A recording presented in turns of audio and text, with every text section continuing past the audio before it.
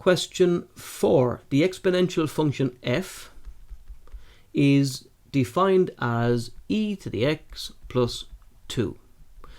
Now, first thing we notice is they give us a graph. The graph goes through the y-axis at the point 0c. So what that means is that at the point 0c, x has a value of 0, y has a value of c. So what they want me to do in part A is to determine the value of c and the range of f. So first of all, to determine the value of c, we only have one thing to go on, and that's the fact that x has a value of 0.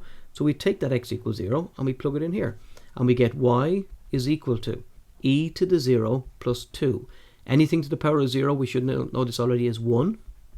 So that means y is equal to that, or c in this case here, is equal to 3.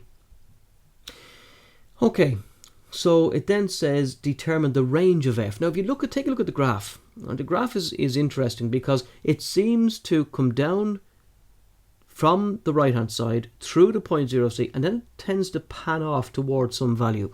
So what I would suggest you do is you take a look and see what happens when x is equal to minus 1, x is equal to 0, and x is equal to 1, and just see what values this is tending towards.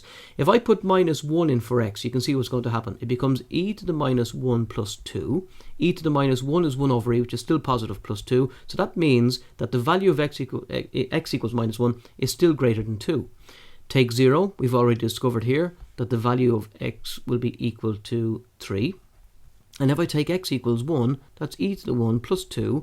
And we know that this is 2.14 something, so therefore this is going to be greater than 3. So what it means is, if we were to go any more than this, and again notice, even if I was to go to x equals minus 2, that would be 1 over e squared plus 2, which would still be greater than 2. So we notice here that it's trying to approach 2, but it will never actually become 2. So what that means is that if we're looking for the range of f, and that means the values of y, will be from 2, and take a look at the graph because it shoots upwards then really quickly towards infinity. So you can put down the two values of 2 and infinity as being the range of f.